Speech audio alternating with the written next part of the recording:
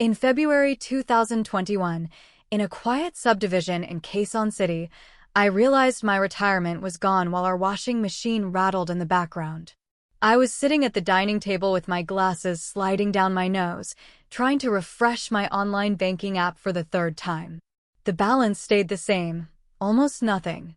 My son, Daniel, had told me it was just a temporary transfer for a business opportunity, the kind that would set us all up. I believed him. I signed where he pointed. That evening, instead of calling my sisters, I scrolled through my contacts and tapped on 3 women I hadn't spoken to in years: his ex-wife, his estranged daughter, and the babysitter who used to carry him on her hip. I thought I was asking for help. It turned out I was opening a case file. Elena Navarro had turned 63 that January, and her days had settled into a rhythm she no longer questioned. She woke before sunrise, not because she needed to, but because the habit from 40 years of work wouldn't leave her body. She made instant coffee in the same chipped mug her late husband had given her decades ago, watered the potted plants by the front window, and checked the street for the newspaper delivery that sometimes came late. Her house was modest: 2 bedrooms, cream-colored walls with small cracks near the ceiling, tile floors she mopped every Saturday, and furniture that had survived 3 moves and 1 typhoon. The neighborhood was quiet most mornings, with tricycles passing occasionally and neighbors sweeping their driveways before the heat set in. She had retired 2 years earlier from her position as a senior clerk in a public school in Quezon City. Her pension wasn't large, but it was steady, and she had always been careful with money. She kept her passbook in a plastic envelope inside the second drawer of her bedroom cabinet, alongside her GSIS papers, her husband's death certificate, and a small photo album she rarely opened. Her life felt complete in its smallness: bills paid on time, groceries bought at the neighborhood market, occasional text messages from relatives, Sunday mass at the chapel 3 blocks away. She lived alone and had grown comfortable with the silence, the way the house creaked at night, the way shadows moved across the living room wall when headlights passed outside. Her son, Daniel, was 38 years old and worked in what he vaguely described as logistics and business development. He visited occasionally, usually on weekends, bringing takeout or a small bag of fruit. He was charming in the way salesmen often are: quick smile, easy laughter, the kind of presence that made people relax. Elena had always been proud of him, though she noticed over the years that his stories about work grew more elaborate while his actual circumstances stayed roughly the same. He lived in a rented condo in Mandaluyong, drove a second-hand sedan, and changed jobs every few years. She didn't press him on details. He was her only child, and she had learned long ago that mothers who asked too many questions were considered intrusive. On a humid Tuesday in late February, Daniel arrived just before dinner. Elena had been hanging laundry in the small backyard when she heard the gate creak open.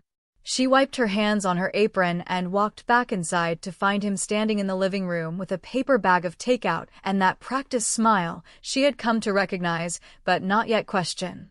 "Ma, you're working too hard," he said, kissing her cheek. She gestured toward the kitchen. "Wala naman. Just laundry." He set the bag on the dining table and began opening the containers: fried chicken, rice, a small plastic tub of gravy. The smell filled the room quickly, mixing with the faint scent of fabric softener still on her hands. Elena brought out plates and spoons, moving through the familiar motions of setting the table while Daniel scrolled through his phone. She noticed he was wearing a new watch, or at least one she hadn't seen before, and his shirt looked freshly pressed. "Ma, I need to talk to you about something," he said, not looking up from the screen. Elena placed the plates down carefully. "Okay." He smiled, set the phone aside, and leaned forward slightly, the way people do when they're about to share important information. "Your money is sleeping." She blinked. "Oh no? Your pension, your savings." "It's just sitting there." He tapped the table lightly with his finger. "You worked too hard for it to just sleep in the bank." Elena sat down slowly, arranging the utensils in front of her. "It's fine there. But it's not growing, Ma. Inflation is eating it." He pulled his phone back out and swiped through several screens, then turned it toward her. Look, I've been working on something. A logistics app. Foreign partners, pandemic demand. Big opportunity. The screen showed an email chain with names she couldn't quite read, words like stakeholder alignment and convertible loan agreement scattered through the text. He swiped again, showing her a slide deck with graphs and arrows pointing upward, company logos she didn't recognize, projected revenue numbers that looked impossibly large. Daniel, I don't understand this, she said quietly. You don't need to understand everything, Ma. That's why I'm here. He reached across the table and touched her hand gently. We'll do this together. For your security. She looked at his face, searching for something she couldn't name. He looked sincere. He looked like her son, the one she had raised, the one she had sent to school with packed lunches and ironed uniforms. The one who called her every Mother's Day without fail. What do I need to do? She asked. Just let me move the funds into the investment account. It's a formality. He stood up and walked toward the small cabinet near the television where she kept her important documents. Do you have your passbook here? Elena felt a small tightness in her chest, but nodded. She rose and opened the cabinet, retrieving the plastic envelope that held her passbook, her ATM card, and the folder with her pension papers. She handed them to him carefully. Daniel flipped through the passbook, nodding to himself. Good. You've been saving well. He took out his phone again and began photographing the pages, the small sound of the camera shutter filling the quiet room. Then he pulled a thin folder from his bag, one she hadn't noticed him carrying in, and placed it on the table. Inside were several printed forms, some with official-looking headers, others blank except for signature lines and dates. These are just participation agreements, he explained, pointing to different sections with his pen. Standard stuff. Your name here, your account details here, and your signature at the bottom. Elena picked up her reading glasses from the table and leaned closer. The text was small, dense with legal language she didn't fully understand. Words like irrevocable and fiduciary responsibility appeared in bold. She felt a slight dizziness, the kind that came when she tried to read too much at once. Daniel, I don't know if... Ma, trust me, his voice was gentle, almost soothing. I wouldn't ask if I wasn't sure. This is for both of us. For your future. She looked at the forms, then at his face, then back at the forms. Her hand felt heavy as she picked up the pen. She signed where he pointed, once, twice, 3 times across different pages. He watched quietly, occasionally nodding or murmuring, "That's right, Ma." Just there. When she finished, he gathered the papers quickly, folding them back into his bag. He picked up her passbook and ATM card and slipped them into his wallet. I'll take care of the transfers. You'll get everything back with interest by Q3. Elena didn't know what Q3 meant, but she nodded. Okay. They ate dinner after that, though she barely tasted the food. Daniel talked about his plans, about the app launch timeline, about potential returns that could double or even triple her savings. His voice was confident, steady, the kind of voice that made uncertainty feel unreasonable. By the time he left, kissing her cheek again and promising to update her soon, the house felt different. The same furniture, the same walls, but something in the air had shifted. Elena cleared the table slowly, washing the dishes in the sink with the water running longer than necessary. She stared out the small kitchen window into the dark backyard, where the laundry still hung on the line, motionless in the humid night. She thought about the forms she had signed, about the numbers in her passbook, about the way Daniel's hands hadn't shaken at all when he asked her to trust him. She dried her hands and turned off the light. The washing machine in the corner had stopped rattling. The house was silent except for the hum of the refrigerator and the distant sound of a television from a neighbor's window. Elena sat at the dining table for a long time, staring at the spot where the papers had been, before finally standing and putting the kettle on like it was any other day. By early March, the rhythm of Elena's days began to feel strained in ways she couldn't immediately name. The first sign wasn't dramatic. It was the way Daniel's calls became shorter, more clipped, less frequent. He used to call at night, usually around 8 or 9, and tell her about his day, traffic on EDSA, a difficult client meeting, problems with a supplier. She would listen while folding laundry or watching the evening news on low volume, offering small reassurances or agreeing with his frustrations. Those calls had been part of her routine, a way of staying connected to the son who lived across the city. After the transfers, the calls changed. When she dialed his number, he often answered with a hurried tone. "Ma, I'm in a meeting." "Oh, okay. I'll call later." "Yeah, later. I'll text you." The text never came. When she tried again the next evening, he picked up but stayed vague. "How's the investment going?" she asked, keeping her voice light. "We're in the pipeline stage," he said. "Aligning stakeholders." She didn't know what that meant. "When will I hear something?" "Soon, Ma. Don't worry about it." The phrase "don't worry about it" started to appear more often, delivered with a slight edge of impatience, as if her questions were a burden he was too busy to carry. Elena stopped calling as frequently. She told herself he was just busy, that business required focus, that she shouldn't be the kind of mother who hovered. But the silence filled the house in a way it hadn't before. By mid-March, she noticed the household bills felt heavier.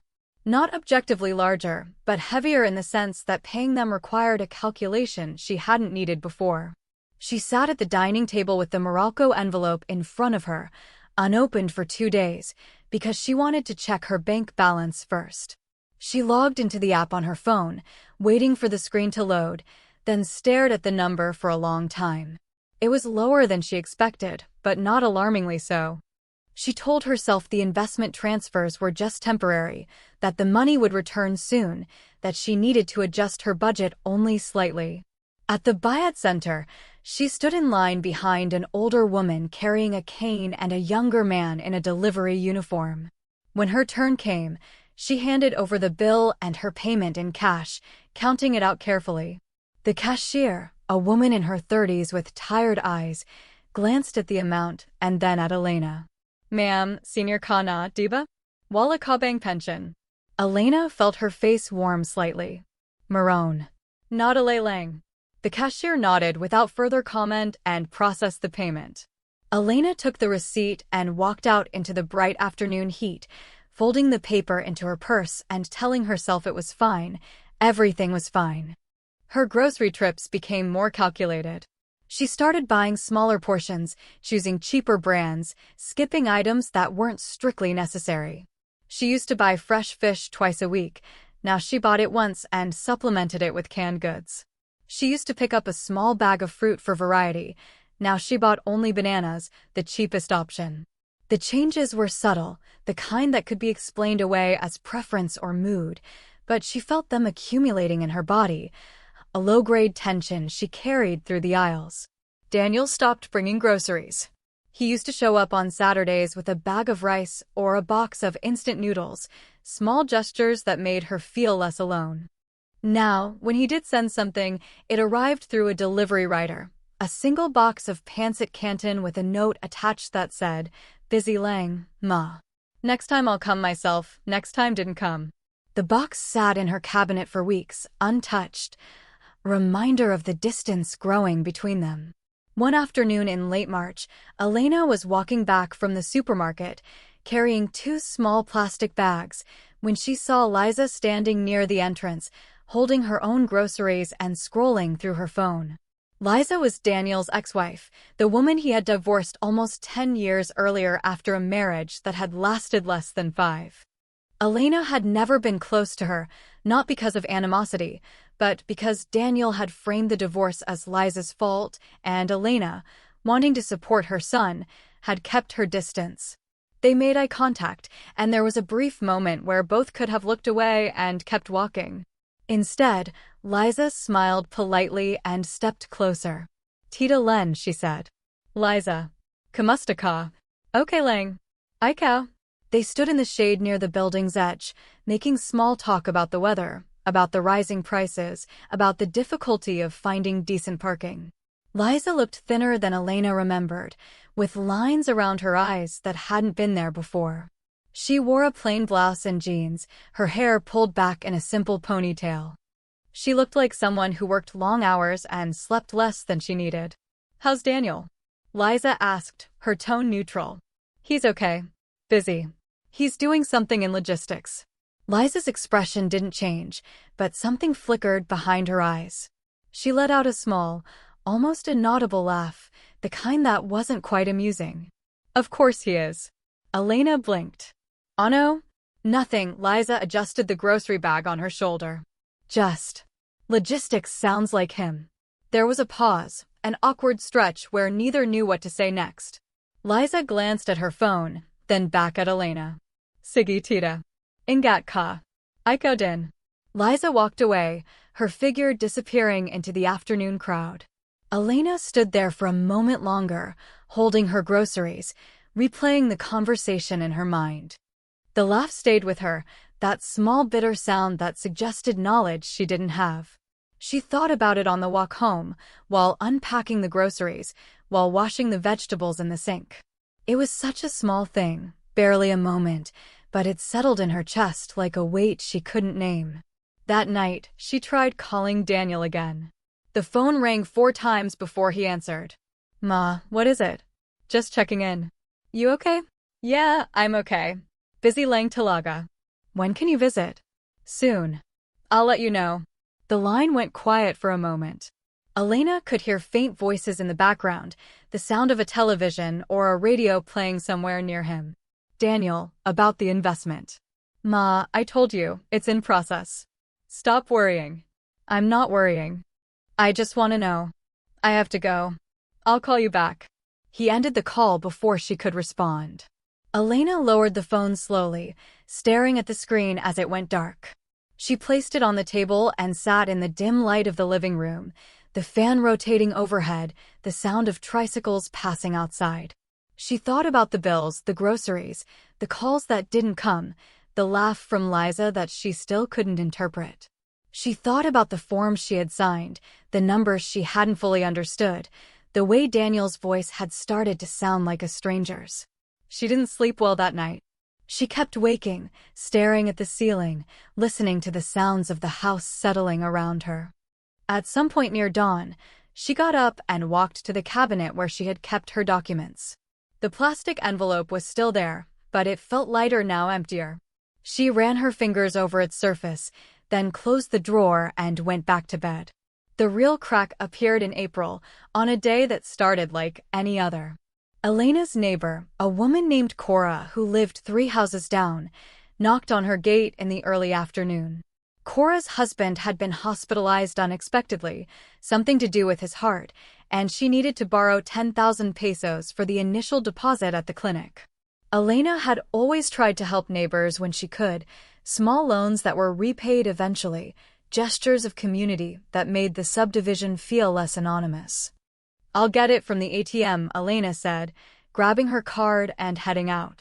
The nearest ATM was 2 blocks away, tucked into the wall of a small commercial building between a pharmacy and a hardware store. Elena inserted her card, entered her PIN, and selected the withdrawal amount.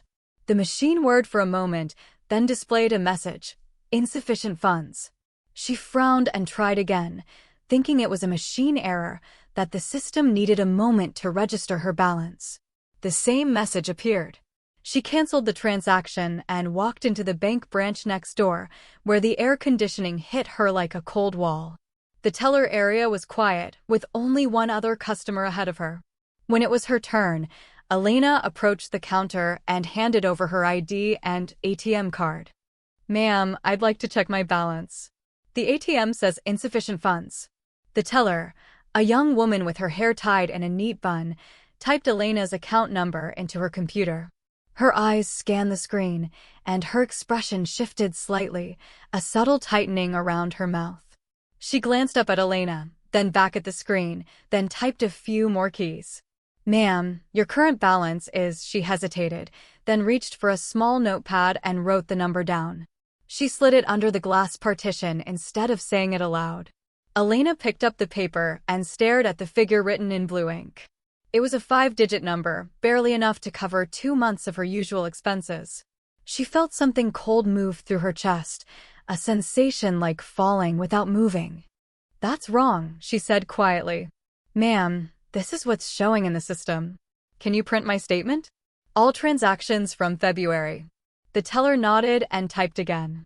the printer behind her whirred to life, spitting out several sheets of paper. She folded them neatly and handed them over. Elena took them without looking, thanked the teller mechanically, and walked out of the bank into the harsh afternoon sunlight. She didn't go back to Cora's house. She walked home in a daze, the printed statement folded in her hand, her mind circling around the number on that slip of paper. When she reached her house, she unlocked the gate, stepped inside, and sat at the dining table. The same table where she had signed the forms. The same table where Daniel had smiled and talked about opportunities. She unfolded the statement and spread it flat on the surface. The pages were densely printed with dates, transaction codes, and amounts. She ran her finger down the list slowly, her eyes moving over entries she recognized: utility payments, small grocery withdrawals, the monthly pension deposit. And then, near the middle of the second page, she saw them. 3 large transfers, each one made within a span of 2 weeks. The amounts were staggering, each one equivalent to months of her pension. The account name listed as the recipient was unfamiliar: J. Santos Holdings. The description for each transaction was the same: business participation. Elena's hands began to shake. She set the papers down and pressed her palms flat against the table to steady them. She felt lightheaded, her vision narrowing slightly at the edges. She stood up and walked to the kitchen, filled a glass with water, drank half of it, then set it down and leaned against the counter. She returned to the table and read the entries again, hoping she had misunderstood, that there was an explanation she was missing. But the numbers didn't change. Her savings, her pension, the money she had accumulated through 40 years of careful work, had been moved out of her account in 3 large chunks. And she hadn't authorized any of it. She picked up her phone and dialed Daniel's number. Her hands were still shaking slightly, her thumb pressing the buttons with more force than necessary. The phone rang 3 times before he answered. "Ma, I'm in the middle of something." "Daniel, where is my money?" There was a pause. "What?" "My money. I went to the ATM. There's almost nothing left." Another pause, longer this time. "Ma, relax. It's invested. You'll see returns by Q3 " "I didn't authorize these transfers." "Ma, you literally signed the forms. You were sitting right there." "I signed papers I didn't understand." "You said it was a formality." His voice shifted, growing colder. "You signed, Ma. Don't start doubting everything now. This is why people stay poor." Elena felt her breath catch. "Daniel, I don't have time for this. The investment is active. Stop panicking. When will I get my money back?" "Q3, I told you. Just wait." "I can't wait. I need to pay my bills." Then cut back. Learn to budget. His tone was dismissive, almost annoyed. "I have to go." He ended the call. Elena stood there holding the phone, staring at the screen as it returned to the home display.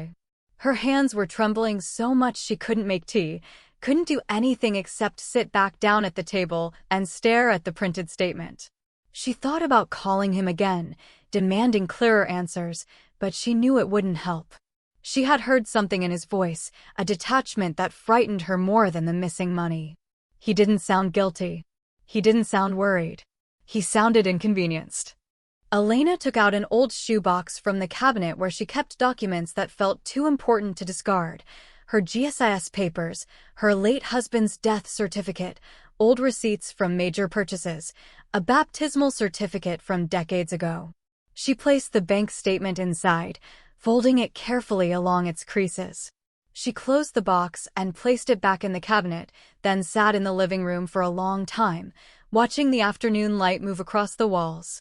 That evening, after the sun had set and the street outside grew quieter, Elena opened her laptop, an old model she used mostly for checking emails and watching occasional videos. She typed Daniel's name into the Facebook search bar and waited for the page to load. His profile appeared, public and active. The cover photo showed him standing in what looked like a co-working space, arms crossed, smiling at the camera. His recent posts were a mix of motivational quotes, screenshots of client wins, and photos of business meetings.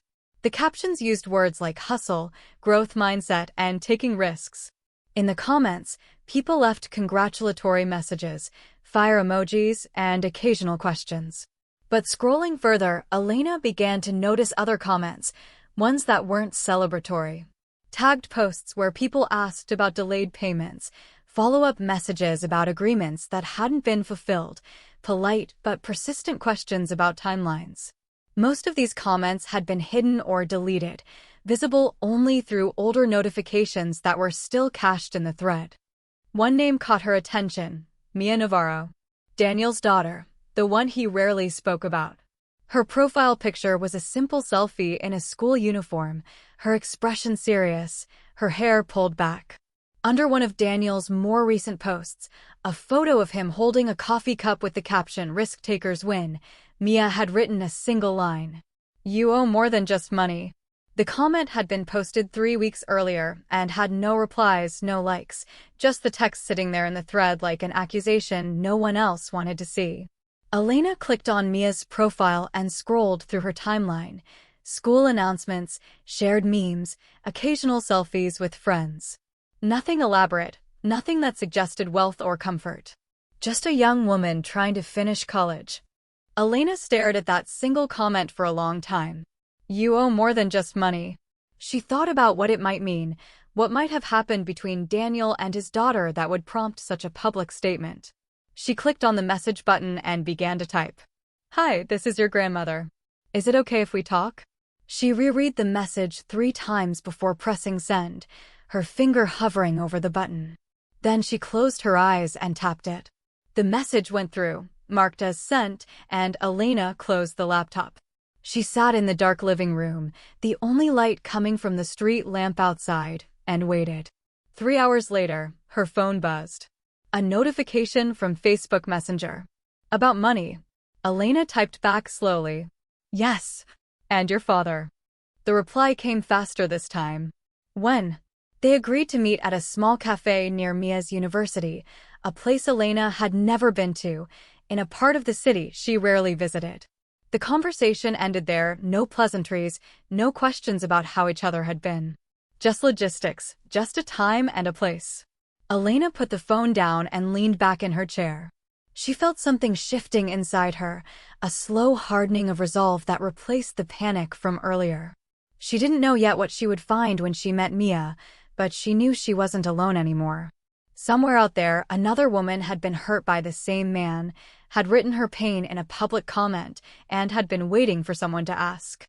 The cafe was small and crowded, filled mostly with students hunched over laptops or textbooks, the air thick with the smell of brewed coffee and air conditioning. Elena arrived 15 minutes early, found a table near the back, and ordered a cup of black coffee she didn't particularly want. She sat with her hands folded on the table, watching the entrance, her heart beating faster than usual. Mia arrived exactly on time. She wore jeans, a plain white t-shirt, and a backpack slung over one shoulder. She looked around briefly, spotted Elena, and walked over. They made eye contact, and for a moment neither spoke. Elena hadn't seen her granddaughter in years, not since she was a teenager, and the young woman standing before her now looked both familiar and entirely new. She had Daniel's eyes, the same shape and color, but her mouth tightened in a way that reminded Elena of herself. Hi, Lola, Mia said, setting her backpack down. Hi, Elena gestured to the seat. Sit. Do you want something? Iced coffee, if that's okay. Elena waved over the server and ordered. They sat in silence until the drink arrived, both of them looking at the table, at the passing customers, at anything except each other. When the coffee came, Mia wrapped her hands around the cold glass and took a slow sip. So, Mia said finally. About Dad. Elena nodded. I saw your comment on his post. Mia's expression didn't change, but something hardened in her eyes. Which one? The one about owing more than money. Mia laughed, a short, bitter sound. I've written a lot of things. He deletes most of them. Elena leaned forward slightly. What happened? Mia looked at her for a long moment, as if deciding how much to say, then pulled out her phone. She scrolled through her photo gallery, found a folder labeled Dad Receipts, and handed the phone across the table. Elena took it carefully and began scrolling through the screenshots. The first few images were of a messaging thread between Mia and Daniel from 2 years earlier. In the messages, Daniel talked about an educational plan he had set up for her college tuition, a fund he promised would cover 4 years of expenses. He sent her screenshots of account balances, official-looking documents, reassurances that everything was handled. Mia's replies were filled with gratitude and relief. The next set of screenshots showed a different conversation from several months later. Mia asked about the fund, about when the tuition payment would be processed. Daniel's replies grow shorter, more evasive. Processing it soon, bank delays, just wait. And then a final exchange from 6 months ago. Mia, Dad, enrollment is next week. I need the payment. Daniel, I told you, there were complications. It's tied up. Mia, you promised. You said it was secure. Daniel, stop nagging me. I'm doing my best. Mia, where did the money go? Daniel, no reply. Mia, Dad. Daniel, no reply. The last message in the thread was from Mia, sent 3 weeks before Elena saw the comment on Facebook, "You owe more than just money." Elena scrolled back to the top and went through the images again, slower this time, absorbing the pattern. The promises, the reassurances, the gradual shift to defensiveness, the final silence. It was identical in structure to what she had experienced, down to the language and the timing. She handed the phone back. How did you pay for school? Scholarships. Part-time work. Mom borrowed it from her cousin. Mia's voice was flat, controlled. I almost didn't enroll last year. Elena felt a sharp pang in her chest. I didn't know. How would you? He doesn't tell people. Mia took another sip of her coffee. He just moves on. Find someone else. They sat in silence for a moment, the cafe noise swirling around them. Elena watched her granddaughter's face, the way she held herself with a kind of careful composure, the way her jaw tightened when she mentioned Daniel. She looked like someone who had learned too young that trust was provisional. I need to ask you something, Elena said quietly. Okay. Do you think he planned this? Or does he just not think about consequences? Mia considered the question. I think he believes his own stories. Like, when he promises something, he believes it at that moment. But then reality happens, and instead of admitting it, he just moves the story. Elena nodded slowly. That made sense. That explained the confidence, the sincerity in his voice when he talked about the logistics app, the way he seemed genuinely annoyed when she questioned him. He wasn't lying so much as he was performing a version of himself that he wanted to be true. I signed papers, Elena said. He took my pension. Mia's expression didn't change, but her grip on the glass tightened slightly. How much? Elena told her. Mia closed her eyes briefly, then opened them.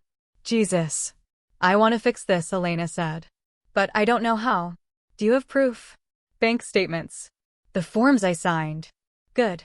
Keep everything. Mia pulled a small notebook from her backpack and wrote something down, then tore out the page and slid it across the table. That's Mom's number. Call her.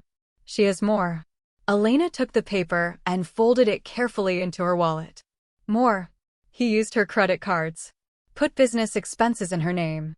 She's still paying them off. Mia finished her coffee and pushed the glass aside. Talk to her. And talk to Yaya Tess if you can find her. Tess. Elena frowned. His old babysitter. Yeah. He borrowed from her too. Small amount, but she's old and it was all she had. Mia stood up, slinging her backpack over her shoulder. He's good at finding people who love him, Lola. That's how he works. Elena stood as well, feeling suddenly exhausted. Thank you for meeting me. Mia nodded. If you go after him legally, let me know. I'll help. They walked out of the cafe together, then separated at the sidewalk, Mia heading toward the campus and Elena walking slowly toward the jeepney stop. She felt the weight of the conversation settling over her, a mix of anger and clarity and something close to relief. She wasn't imagining things. She wasn't being paranoid or ungrateful. This was a pattern, documented and repeated, and she was just one piece of it. That evening, back at her house, Elena sat at the dining table and dialed the number Mia had given her. The phone rang 4 times before a woman's voice answered. Hello. Liza, this is Elena, Daniel's mother. There was a pause. Tita Len. I'm sorry to bother you. Can we talk? Another pause, longer this time. About Daniel. Yes. Liza sighed, a sound that carried years of accumulated frustration. Come over tomorrow. After 6. I'll text you the address. The call ended. Elena set the phone down and looked around her small living room, the same space she had occupied for years, now feeling different in ways she couldn't quite articulate. She thought about the papers in the shoebox, about Mia's screenshots, about the number she would call tomorrow. Slowly, piece by piece, she was building something. She didn't know yet what it would become, but she knew it was necessary. Liza's apartment was in a low-rise building in Pasig, the kind with narrow hallways and flickering fluorescent lights. Elena took the stairs to the 3rd floor, counting the unit numbers until she found the right door. She knocked, and Liza answered almost immediately, as if she had been waiting nearby. Come in, Liza said, stepping aside. The apartment was small but clean, a living area with a worn sofa and a small television, a kitchenette with dishes drying in a rack, a door that led to what was presumably the bedroom. It smelled faintly of instant noodles and fabric softener. Liza gestured toward the dining table, already cleared except for a stack of folders. Sorry, I'm lit Lang, Liza said, pulling out a chair. It's fine, Elena replied, sitting down. Thank you for seeing me. Liza sat across from her and folded her hands on the table. She looked tired, the kind of tired that came from years of working night shifts and managing alone. Her hair was pulled back, her face bare of makeup, her expression guarded. So, Liza said, what did he do this time? Elena reached into her bag and pulled out the folded bank statement, placing it on the table. He took my retirement. Liza unfolded the paper and scanned it, her eyes moving quickly over the numbers. She let out a slow breath. How much? Elena told her. Liza closed her eyes briefly, then opened them and pushed the statement back across the table. I'm sorry, Liza said quietly. Mia said you had more. About debts. Liza nodded and pulled one of the folders toward her. She opened it and spread several papers across the table. Credit card statements, collection notices, photocopies of IDs, and a handwritten list of amounts and dates. These are the cards he opened in my name. Business expenses, he called them. Supplier payments, marketing costs, urgent opportunities. I signed the applications because he said it would help him get started. Elena leaned forward, reading the statements. The amounts were large, spread across 3 different banks. Interest charges compounded over years.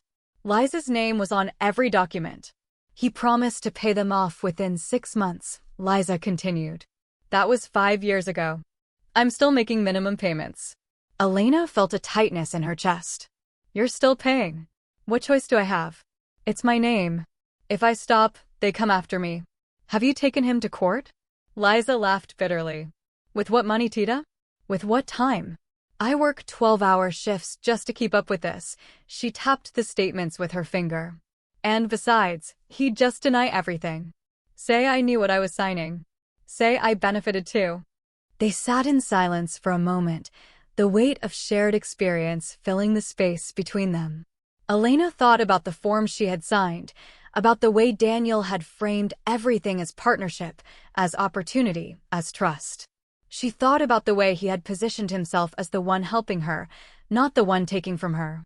Mia also mentioned Tess, Elena said. Do you know where she is? Still in Marikina, I think. Same building she's been in for decades. Liza pulled out her phone and scrolled through her contacts. I haven't talked to her in years, but I still have her number. She scribbled it on a piece of paper and handed it over. She's old now, Tita. Be gentle. I will. They spent the next hour going through the documents, laying them out side by side, identifying patterns in the language Daniel used, in the timelines of his promises, in the way he disappeared after money changed hands. Liza had kept everything: emails, text messages, voicemails saved as audio files, receipts from transactions that never resulted in the promised returns. She showed Elena a photocopy of a land title that belonged to her cousin, which Daniel had used as collateral for a loan he swore would be repaid within 30 days. That was 3 years ago. The cousin still hadn't gotten the title back. He's not unique, Liza said quietly, looking at the spread of papers. I've seen this before.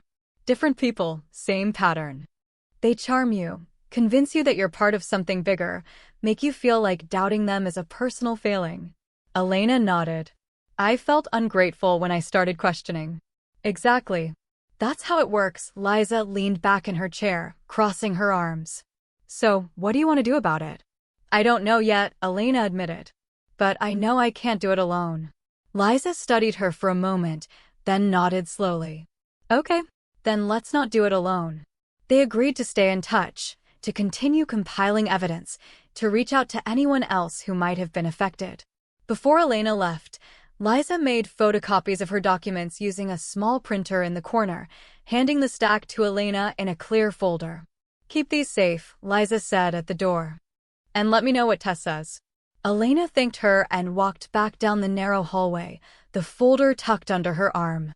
The evening air was humid, thick with the smell of street food from nearby vendors. She took a jeepney home, sitting near the back, holding the folder on her lap and staring out at the passing streets. She felt less alone than she had in months, but also more aware of the scale of what she was dealing with. This wasn't just one mistake, one bad decision. This was a system, a method, a pattern that Daniel had refined over years. Elena called Tess the next morning.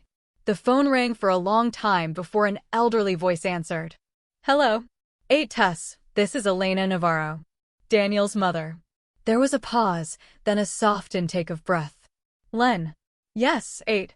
I'm sorry to call out of nowhere. No, it's okay. Kamusta ka. They exchanged pleasantries briefly, small updates about health and family. Elena kept her voice light, not wanting to launch immediately into the real reason for the call. After a few minutes, she asked if they could meet in person. Tess agreed, suggesting her apartment the following afternoon. The building was old, one of the aging structures from the 1980s that had somehow survived multiple typhoons and years of deferred maintenance. Elena climbed the stairs slowly, mindful of the uneven steps, and found Tess's unit on the second floor. The door had a faded rosary hanging from a nail, the beads worn smooth from decades of use. Tess opened the door with a warm smile, though Elena could see the lines of age and hardship etched into her face. She was 71 now, smaller and frilier than Elena remembered, her hair completely gray and pulled into a neat bun. She wore a simple house dress and rubber slippers. Pasik, Tess said, gesturing inside. The apartment was tiny, barely larger than a single room, with a narrow bed in one corner, a small table with 2 chairs, a portable stove on a counter, and a cabinet with a television on top. Everything was meticulously clean, the kind of cleanliness that came from having few possessions and caring deeply for each one. They sat at the small table, and Tess offered water from a pitcher. Elena accepted, sipping slowly while trying to find the right words. 8, I need to talk to you about Daniel, she began. Tess's smile faded slightly. Ano nangyari? Elena explained the situation carefully, the investment, the missing pension, the patterns she had discovered through Mia and Liza. Tess listened without interrupting, her hands folded on the table, her expression growing more pained as the story unfolded. When Elena finished, Tess was quiet for a long moment. Then she stood slowly and walked to a small drawer near the bed. She opened it, rummaged through some papers, and returned with a worn pawn ticket and a folded piece of paper that looked like it had been handled many times. He borrowed from me too, Tess said quietly, placing the items on the table. Elena picked up the pawn ticket. It was for a small gold necklace, the only jewelry Tess had kept from her late husband. The date on the ticket was from 2 years earlier. He said he needed emergency funds, Tess explained, her voice shaking slightly. His business partner had disappeared with the capital, and he needed to cover payroll or the whole company would collapse. He said if he could just borrow 20,000, he'd double it in a month and pay me back. How much did you give him? 30,000. Everything I had saved for emergencies. Tessa's eyes welled up, but she didn't cry. I pawned the necklace to give him the rest. He promised it would only be for 1 month. Elena felt a wave of anger and sorrow wash over her. And he never paid you back. Tess shook her head. I tried calling. He kept saying next week, 8, and then he stopped answering. I went his old address, but he'd moved. I asked around, but no one knew where he was. She touched the pawn ticket lightly. I couldn't redeem this. I didn't have the money. Elena reached across the table and took Tess's hand. I'm so sorry, 8. I raised him, Tess whispered. From baby to grade 6. I changed his diapers, walked him to school, and cooked his meals. I thought he loved me. He used that love, Elena said quietly. Against all of us. Tess nodded, wiping her eyes with the back of her hand. What can we do? I don't know yet. But I'm trying to find everyone he hurt. To see if we can build something together. Elena squeezed Tessa's hand gently. Would you be willing to write down what happened? Everything you remember. Like a statement. Yes. As detailed as possible. Dates, amounts, conversations. Anything you can remember. Tess looked at the pawn ticket, then at Elena. If it helps, yes. I'll write it. They spent the next 2 hours sitting at that small table while Tess recounted the entire story. Elena took notes on a yellow pad, writing down every detail. The date Daniel approached her, the exact words he used, the promises he made, the follow-up conversations, the eventual silence. When they finished, Tess's account filled 3 pages of careful handwriting. I'll have this notarized, Tess said. To make it official. Thank you, 8. Elena folded the papers carefully and placed them in her bag. This means a lot. Len, Tess said as Elena was preparing to leave. Do you think we'll get our money back? Elena paused, considering the question honestly. I don't know. But I think we can make sure he can't do this to anyone else. Tess nodded slowly. That's something.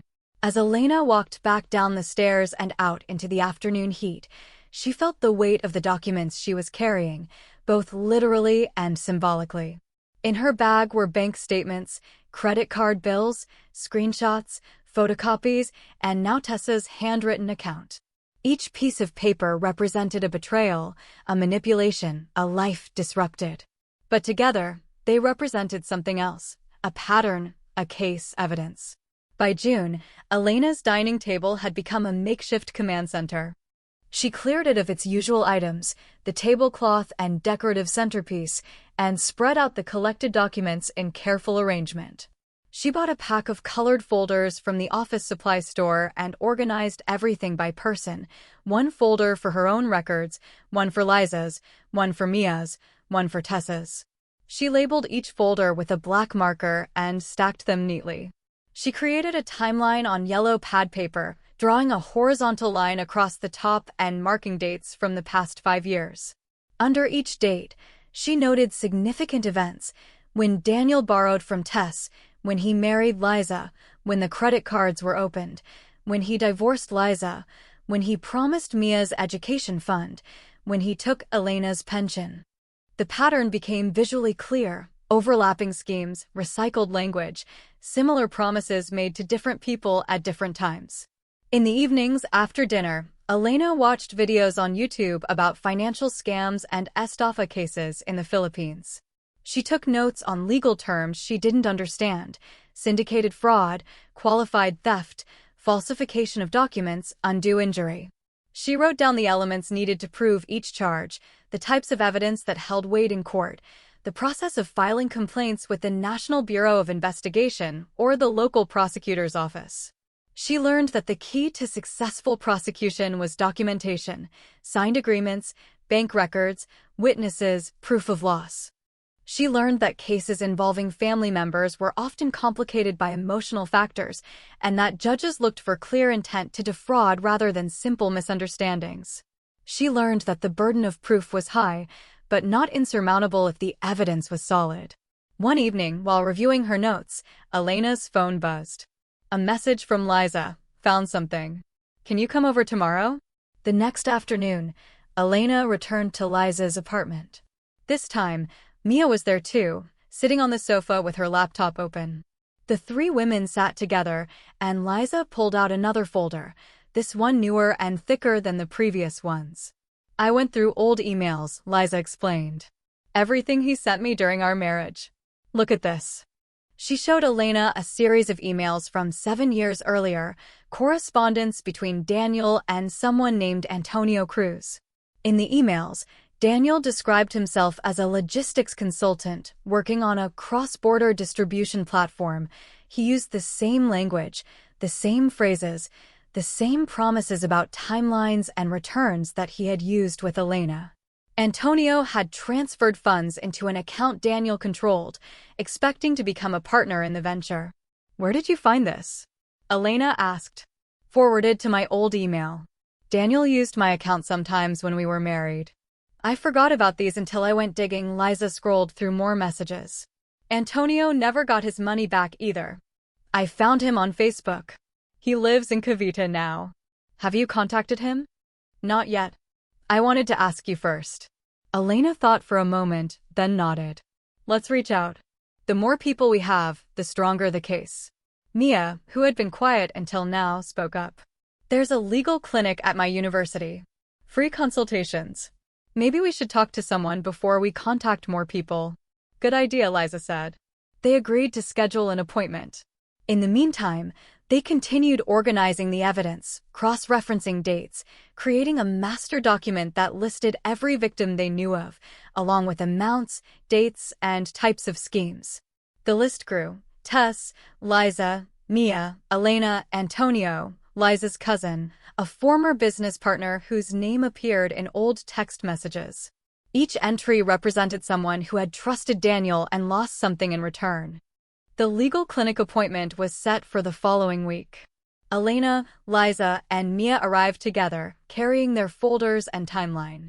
The clinic was housed in a small office near the University Law School, staffed by senior law students and one practicing attorney who volunteered her time.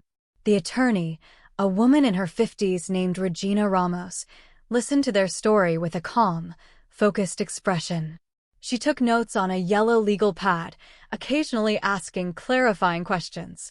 When they finished, she spread their documents across the desk and reviewed them in silence, underlining certain passages, circling dates, marking connections. This isn't just a misunderstanding, Attorney Ramos said finally. This is a pattern. He's using your trust, your relationships, and your legal vulnerability as his primary instruments. What can we do? Elena asked. Several things. First, we need to distinguish between civil and criminal actions. Civilly, you can sue for restitution, for damages, for breach of contract if there are clear agreements. Criminally, depending on the evidence, we might be able to pursue charges of estafa, qualified theft, or falsification. Which is better? Both, ideally. But you need to be strategic. Attorney Ramos leaned forward, her tone becoming more serious. If you confront him now, individually and emotionally, he'll scatter. He'll move assets, disappear, or pressure each of you separately to drop complaints. Scammers depend on isolation. They know if they can keep victims divided and ashamed, they can avoid consequences. So, what do we do? Liza asked. You stand together. You document everything. You file simultaneously. And you make sure every institution he interacts with, every bank, every employer, every potential future victim, knows about the pattern. How long will that take? Months, possibly longer. Legal processes are slow. But the real benefit isn't just a verdict. It's structure. If you create a legal record, he can't do this again without consequences. You take away his primary weapon, your trust and your silence. The three women exchanged glances. Elena felt something shift inside her, a solidifying of purpose that had been building over the past months. This wasn't about revenge in the dramatic sense. It was about creating boundaries, about ensuring that their names, their resources, their lives could no longer be used as collateral for his ambitions. We want to move forward, Elena said. All of us. Attorney Ramos nodded. Then let's start building the case properly. Over the next 2 months, Elena, Liza, and Mia worked systematically under Attorney Ramos's guidance. They met regularly at the legal clinic, refining their documentation, writing sworn statements, organizing evidence into clear chronological narratives. Tess, unable to climb the stairs to the clinic, prepared her own notarized statement at a local barangay hall and sent it via registered mail. Attorney Ramos explained the process step by step. First, they would each execute individual affidavits detailing their experiences, including specific amounts, dates, and Daniel's exact words. These affidavits would be notarized and filed with the local prosecutor's office as the basis for a criminal complaint. Second, they would request their respective banks to flag Daniel's access to any accounts bearing their names or linked to their identities, effectively blocking him from future unauthorized transactions. Third, Liza would formally revoke the special power of Attorney Daniel still carried from their marriage, a document that technically gave him authority to transact on her behalf. He keeps it in his wallet, Liza explained during one meeting. I know because I saw it last year when he asked to borrow money. He thinks I forgot.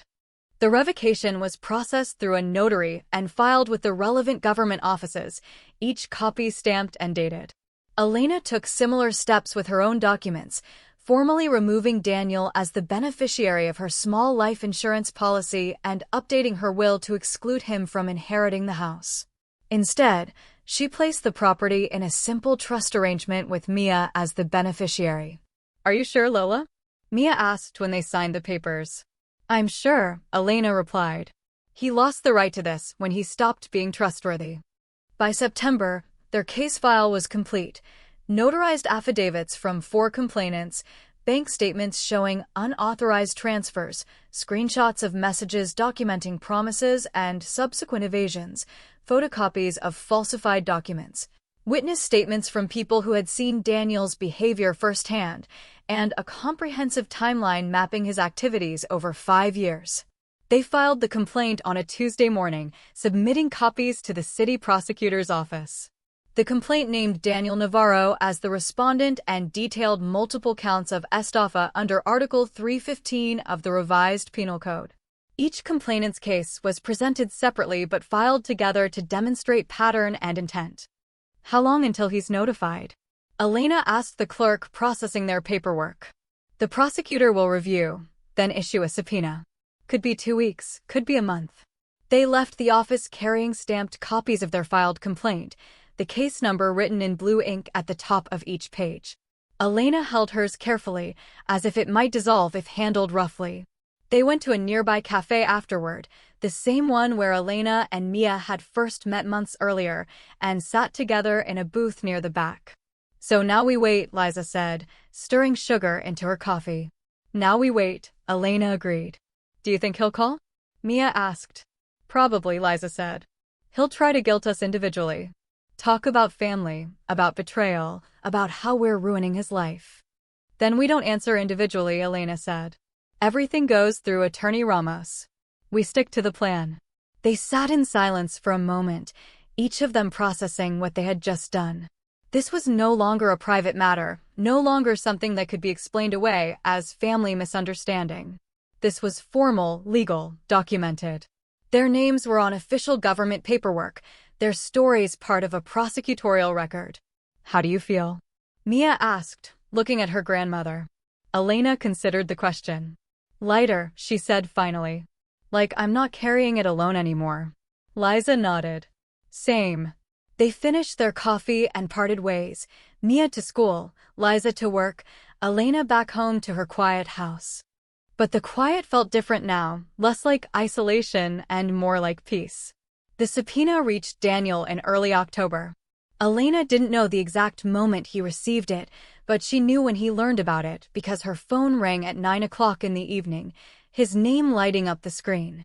She stared at it for 3 full rings before answering. Ma, what the hell is this? His voice was loud, shaking with rage. What is what? The complaint. The prosecutor. You filed against me. We filed, Elena corrected. All of us. How could you do this? To your own son. Elena felt a strange calmness settle over her. I didn't do this to you, Daniel. You did this to yourself. I was trying to help you. I was trying to grow your money. By taking it without permission? By lying about what you were doing. I didn't lie. You signed the forms. Forms you didn't explain. Agreements I didn't understand. He was breathing heavily on the other end of the line, the sound harsh and uneven. You're going to ruin me, Ma. You know that? You're going to destroy my career. You destroyed mine, Elena said quietly. My retirement. My security. My trust. It's not the same. It's exactly the same. There was a long pause. When Daniel spoke again, his voice had shifted, becoming quieter, more calculated. Look, Ma, I can fix this. I can get the money back. Just withdraw the complaint. Tell them it was a misunderstanding. It wasn't a misunderstanding. Ma, please. I'm your son. You're still my son, Elena said. But you're not my banker. And you're not my responsibility anymore. She ended the call. Her hands were steady. The phone buzzed again almost immediately. Another call from Daniel, then another, then a series of text messages appearing in rapid succession. We can work this out. Don't throw me away like this. Think about what this does to the family. You're making a mistake. Elena silenced the phone and placed it face down on the table. She sat in the dim light of the living room, listening to the familiar sounds of the house, and felt something like relief wash over her. She had said what needed to be said. She had held the boundary. And she was still standing. The next morning, she received a message from Liza. He called me last night. I didn't answer. He left voicemails. Should I listen? Elena replied, don't engage. Forward everything to Attorney Ramos. Mia sent a similar message, recorded his call. He tried to guilt me. Save the file. Elena felt a quiet pride in that, in the way both women had anticipated his tactics and responded with documentation rather than emotion. They had learned, all of them, how to turn his weapons into evidence. That same week, something else happened. An anonymous brown envelope arrived at Daniel's employer's office, addressed to the Human Resources Department.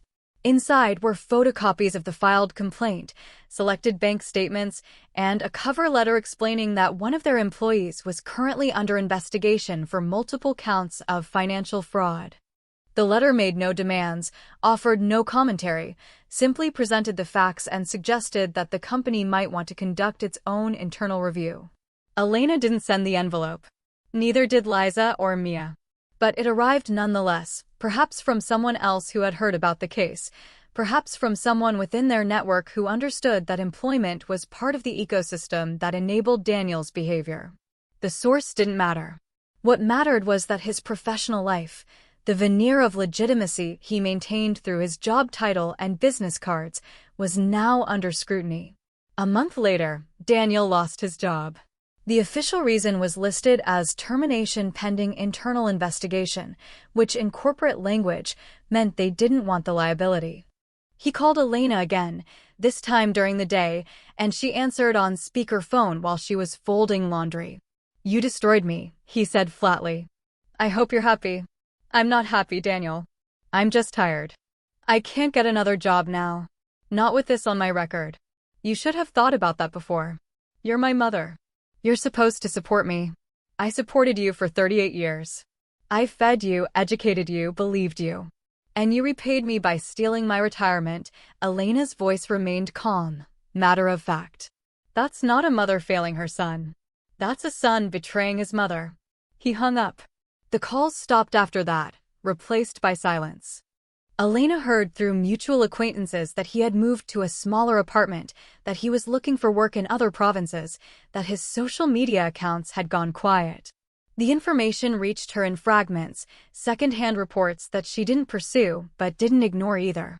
She noted them mentally, filed them away as updates on a situation that was no longer her primary concern. The legal process moved slowly, as legal processes do. There were hearings scheduled and rescheduled, motions filed by Daniel's lawyer arguing that the complaints were filed in bad faith, counteraffidavits that attempted to frame the transactions as legitimate investments. Attorney Ramos handled most of the procedural work, appearing at preliminary hearings while Elena, Liza, and Mia provided additional documentation as needed. In November, Antonio Cruz, The man from Cavite, whose name had appeared in Liza's old emails, filed his own complaint, joining the case as an additional complainant. His statement added another layer to the pattern, another set of transactions that mirrored the others in language and structure. The prosecutor assigned to the case noted in her initial review that the consistency across multiple complainants strengthened the finding of probable cause. By December, other names began to surface. A cousin of Liza's who had provided collateral for one of Daniel's business opportunities contacted attorney Ramos, asked if she could join the case. A former colleague of Daniel's sent an email detailing a similar scheme involving company funds. Each new contact validated what Elena had suspected from the beginning. They were not unique. They were not the only ones. They were simply the first to organize. This is how patterns work, attorney Ramos explained during one of their meetings. Once one person speaks publicly, others feel safer coming forward. You created that opening. The year ended without a final resolution. The case remained in the preliminary investigation phase, with the prosecutor still reviewing the full scope of evidence. But for Elena, the resolution had already occurred internally. She had reclaimed her agency. She had refused to be isolated or silenced. She had chosen documentation over shame, boundaries over enabling, solidarity over loyalty to someone who had forfeited the right to it. Financially, nothing was magically restored. The pension Elena had transferred into Daniel's investment account was never recovered in full. The prosecutor eventually recommended the filing of criminal charges, and the case moved to trial, but trials moved at the pace of overloaded dockets and procedural delays. Elena didn't expect to see her money returned anytime soon, if ever. Instead, she focused on rebuilding through other means. She started tutoring English at a small learning center 2 afternoons a week, earning modest fees that supplemented her reduced savings. She sold some of the furniture she no longer needed, items that had been in storage for years, posting them online and meeting buyers at the gate. She learned to cook in smaller portions, to buy in bulk when prices were low, to make grocery lists and stick to them religiously. Liza negotiated with her credit card banks, explaining the situation and providing documentation from the legal case. 2 of the 3 banks agreed to restructure her debt, freezing interest and creating a payment plan that was actually manageable. The 3rd bank refused, but attorney Ramos helped Liza file a counterclaim citing fraudulent charges, which at least stopped the harassment from collection agencies. Mia continued working part-time while attending classes, but with the educational fund issue now part of a formal legal complaint, she qualified for an emergency scholarship from her university's financial aid office. It wasn't enough to cover everything, but it helped. On weekends, she visited Elena, and they would sit at the dining table, the same table where so many documents had been spread, and work on her school assignments together. Tess received small monthly support from Elena, usually around 2,000 pesos sent through a remittance center with a handwritten note attached. Elena couldn't give her back the 30,000 pesos Daniel had taken, but she could offer consistent, reliable help. Tess wrote back each time, short grateful letters on lined paper, telling Elena about her days, about the rosary group she attended, about small blessings like a neighbor who shared food or a doctor who didn't charge full price. The letters were simple but heartfelt, and Elena kept them in the same cabinet where she stored her legal documents. The real gain was structural, intangible but crucial. Daniel could no longer open accounts in Elena's name.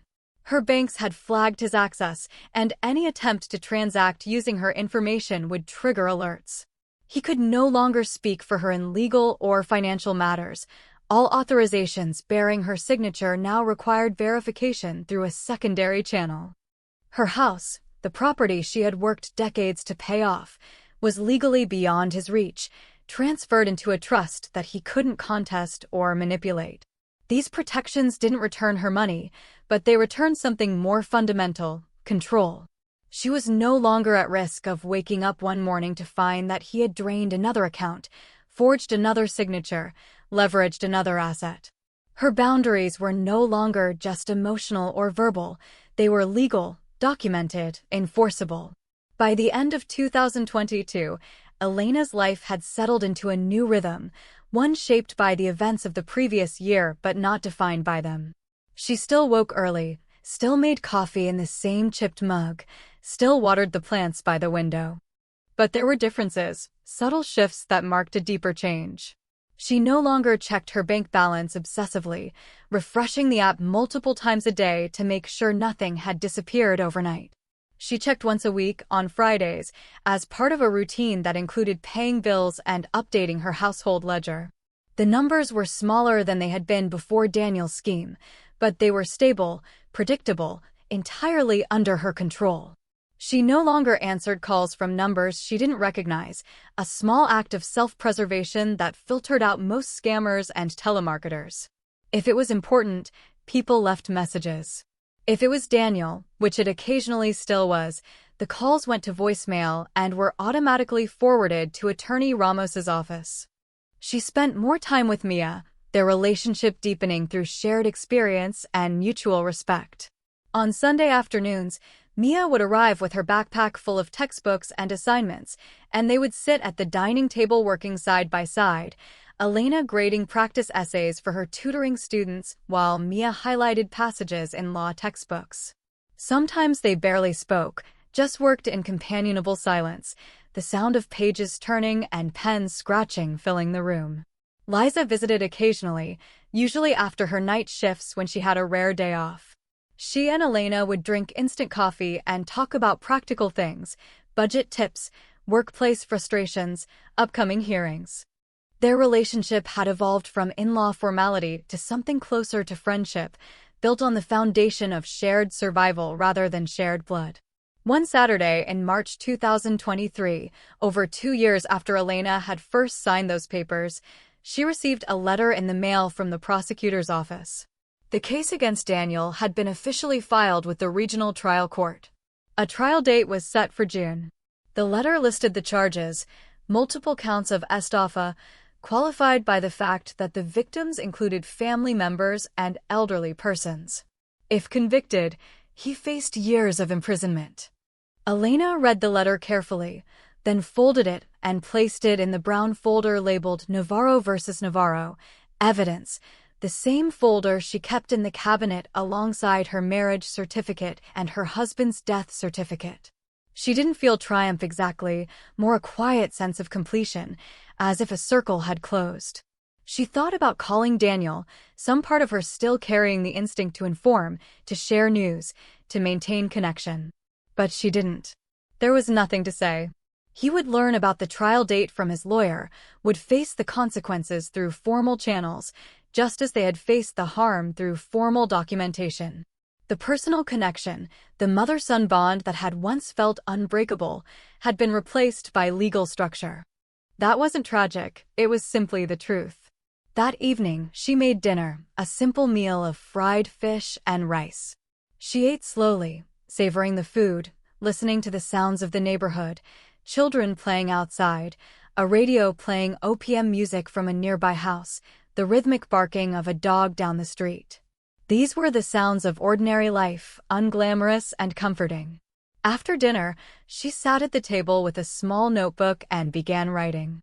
She had started journaling a few months earlier, at Attorney Ramos's suggestion, as a way of processing the experience and maintaining a record separate from the legal documents. The entries were short, factual, focused on daily events rather than emotions. March 23, 2023. I tutored 3 students today. One is improving. Mia visited. We worked on her thesis. Received letter about trial date. June 12th. She closed the notebook and placed it beside the folder in the cabinet. Then she turned off the lights and went to bed, sleeping soundly for the first time in what felt like years. The trial, when it began, was not the dramatic spectacle sometimes portrayed in movies. It was tedious, procedural, filled with long stretches of waiting in hallways outside courtrooms, while lawyers argued motions and judges reviewed documents. Elena, Liza, Mia, and Tess attended the initial hearings together, sitting in the public gallery, listening to testimony and cross-examination in language that was simultaneously their story and also somehow distant from it. Daniel appeared in court with his lawyer, wearing a button-down shirt and slacks, his expression carefully neutral. He didn't look at them directly, didn't acknowledge their presence.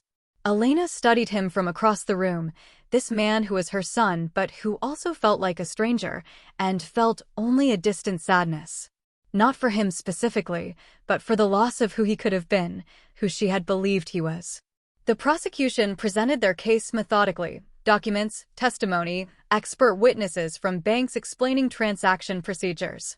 The defense argued that the transactions were authorized, that the complainants had known what they were signing, that this was a civil matter being inappropriately prosecuted as criminal fraud. The judge listened impassively, taking notes, occasionally asking clarifying questions. The trial was expected to last months, with multiple hearings spread across the court calendar. Elena knew she would need patience, that resolution wouldn't come quickly or cleanly. But she also knew something else. The trial itself was not the point. The point was that they had refused to be silent, had documented their harm, had stood together despite the social pressure to protect family privacy. The point was that Daniel's method, his primary weapon, trust wrapped in charm and sealed with signatures, had been exposed and named publicly. Whether he was convicted or acquitted, whether they recovered their money or not, that exposure was permanent. His name was in court records now, searchable by anyone who conducted due diligence before entering a business relationship. His pattern was documented by multiple witnesses, his tactics described in sworn testimony. He could move to another province, change his phone number, create new business ventures, but he would always carry this record. That was the revenge, if it could be called that, not punishment, but visibility. Not harm, but truth. Not spectacle, but structure. One Sunday afternoon in September 2023, Elena was in her small backyard watering the plants when Mia arrived carrying a paper bag. They sat at the outdoor table, and Mia pulled out a small cake, the kind sold at neighborhood bakeries with congratulations written in icing across the top. "What's this for?" Elena asked. "I defended my thesis last week. I passed." Elena felt her eyes water slightly. "Talaga?" "Talaga," Mia smiled, a genuine expression that made her look younger, less burdened. "I graduate in October." They cut the cake with a kitchen knife, eating it directly from paper plates. It was too sweet, the icing cheap and artificial, but it tasted perfect in that moment, sitting in the afternoon shade with her granddaughter, celebrating a milestone that had almost been stolen by a man who no longer had power over their decisions. "What will you do after?" Elena asked. "Work for a while. Save money. Maybe law school eventually." Mia looked at her grandmother. "I want to help people like us. People who get taken advantage of by their family." Elena nodded. "You'll be good at that." They finished the cake and sat in comfortable silence, listening to the sounds of the neighborhood, the distant traffic, the rustling of leaves. These were small moments, unremarkable on the surface, but they carried weight. They represented choice, agency, a future that belonged to them. Liza stopped by that evening, bringing a small gift, a new rosary for Tess, which Elena would send the following week along with the usual remittance. They talked about the upcoming hearing, about Liza's latest work assignment, about a television show they had both been watching in fragments between busy schedules. As Liza was leaving, she paused at the gate and turned back. "Len, thank you." "For what?" "For calling me. For not letting me stay isolated." Elena smiled. "You did the same for me." They stood for a moment in the twilight, two women who had survived the same predator through different wounds, now linked by something stronger than shared victimhood, shared resistance. It was now 2024, 3 years since Elena had sat at that dining table and signed away her retirement. The case was still ongoing, moving through the glacial pace of the judicial system, but Elena no longer organized her life around it. She checked in with Attorney Ramos, periodically attended required hearings, provided additional documentation when requested, but the case was no longer the center of her existence. Her mornings followed their quiet routine: coffee, plants, news. She tutored regularly now, 4 days a week, enough to cover her basic expenses and rebuild her savings slowly. She had learned to live on less, to find satisfaction in simplicity, to measure security not in large bank balances, but in stable routines and honest relationships. Mia graduated and began working at a small law firm as a paralegal, saving money for law school applications. She visited less frequently now, busy with work and a new relationship, but she texted regularly, short messages that kept Elena updated, photos of her office, complaints about traffic, plans for the weekend. Liza transferred to a new call center with better benefits and slightly shorter hours. She paid off one of the credit cards completely and was making progress on the others. She started dating again, cautiously, meeting people through friends rather than apps, taking things slowly and maintaining clear boundaries. Tess's health declined slightly, arthritis making it harder to climb stairs, but she remained in her small apartment, attending her rosary group, watching her afternoon telenovelas, receiving Elena's monthly envelopes with gratitude and short letters in return. Daniel remained largely absent from their lives, a distant figure mentioned occasionally in legal updates or secondhand gossip, but no longer a presence that shaped their daily decisions. Elena heard he had found work in Batangas, something in sales or marketing, a job that paid less than his previous positions and required him to start over without references. She heard he was living alone, that he kept a low profile, that he no longer posted on social media. She didn't seek out these updates, didn't follow his life with interest or concern. He existed in the way distant relatives exist, acknowledged as real but not requiring attention.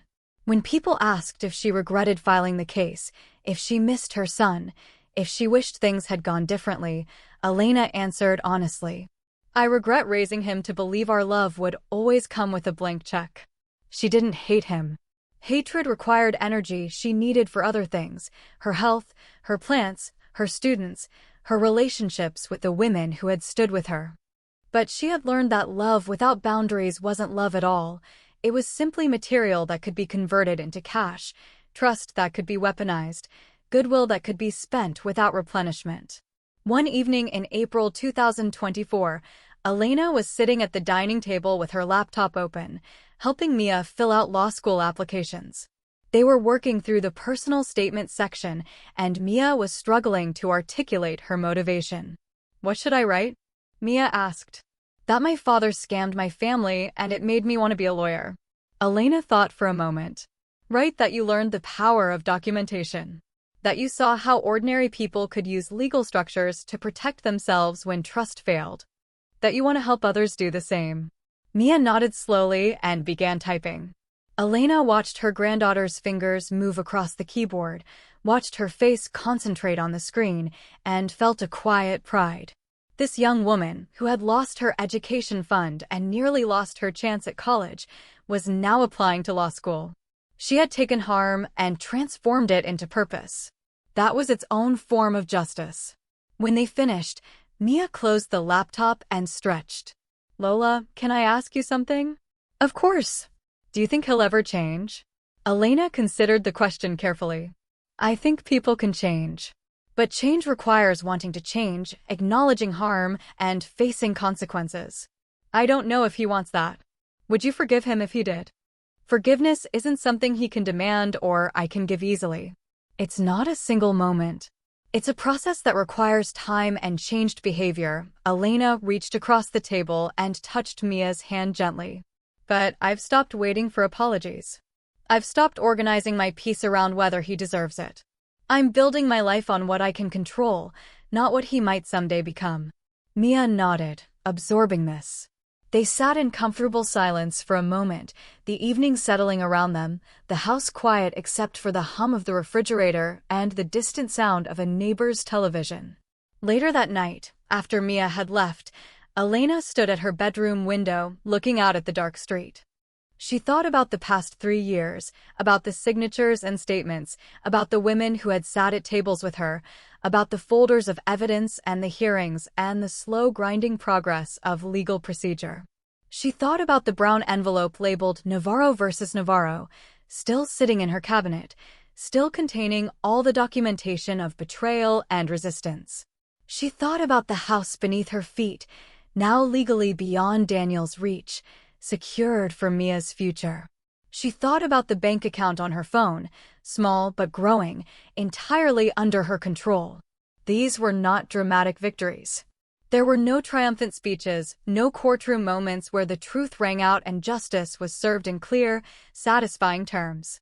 There was just structure, slowly built, legal protections, documented history, clear boundaries, maintained relationships.